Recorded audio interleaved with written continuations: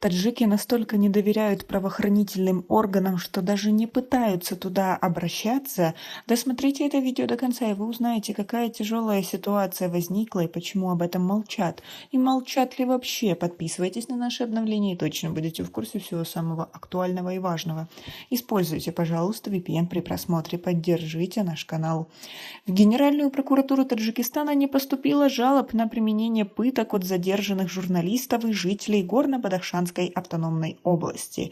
Об этом заявил ответственный сотрудник Генпрокуратуры Республики Таджикистан Файзали Давлатзада в кулуарах состоявшейся в Душанбе научно-практической конференции «Борьба с пытками. Опыт и достижения». Жалоб на применение пыток или жестокого обращения от задержанных журналистов, в том числе Абдусатора Пирмухаммадзада, к нам не поступало. Об этом писали СМИ. Однако расследование по факту применения пыток надзорным органом проводится только после официального обращения задержанного, добавил Давлатзада. Близкие задержанного блогера Абдусатора Пирмухаммадзада 9 октября сообщили, что он под психологическим и физическим давлением дал признательные показания. Они требуют аннулировать эти показания. Сам блогер в письме из СИЗО подтвердил, что с первых дней ареста подвергся жестким пыткам. «Меня избивали и пытали током там, что не хотелось жить», — писал он. По словам блогера, сотрудники милиции и следователи пытками и избиениями пытались заставить его дать признательные показания по сфабрикованным обвинениям. 8-10 дней пыток, полная изоляция, угрозы и оскорбления в адрес моей семьи заставили меня взять на себя преступление, которого я не совершал. Под физическим давлением я прочитал на камеру подготовленный сотрудниками ОБОП МВД Таджикистана текст о якобы постоянном контакте с лидером оппозиции Мухиддином Кабири и подготовке вместе с ним революции в Таджикистане, писал Абдусатор Пирмухаммадзада в своем письме. Как вы думаете, действительно ли никто не обращается по этому поводу в правоохранительные органы, или на самом деле они знают об этом всем?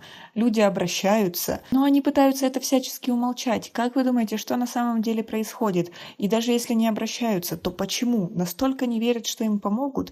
Напишите мнение нам, пожалуйста, в комментарии. В Таджикистане пытки остаются распространенной практикой выбивания признательных показаний из задержанных. Силовики стремятся скрыть эти факты, и лишь редкие случаи доходят до суда. По словам юристов, это делается для того, чтобы виновники в пытках не были привлечены к уголовной ответственности.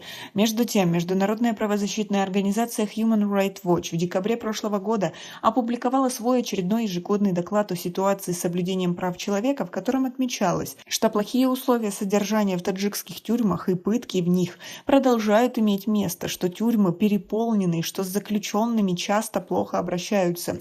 25 октября в Душанбе состоялась научно-практическая конференция «Борьба с пытками. Опыт и достижения».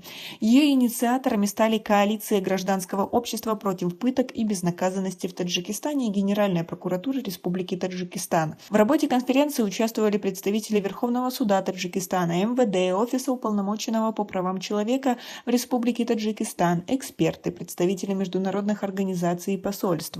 Коалиции гражданского общества против пыток и безнаказанности сообщают, что за последние 2 года было задокументировано 40 обращений граждан с жалобой на пытки и жестокое обращение. По данным Генпрокуратуры Республики Таджикистан, с начала 2022 года в надзорный орган поступило всего 6 жалоб на применение пыток, однако ни одна из жалоб не подтвердилась. Как вы относитесь ко всей этой ситуации и к тому, что конференцию организовали высокопоставленные лица Таджикистана, и тем самым они, наверное, просто хотели пустить пыль в глаза? Как вы думаете? Свои ответы напишите нам, пожалуйста, в комментарии.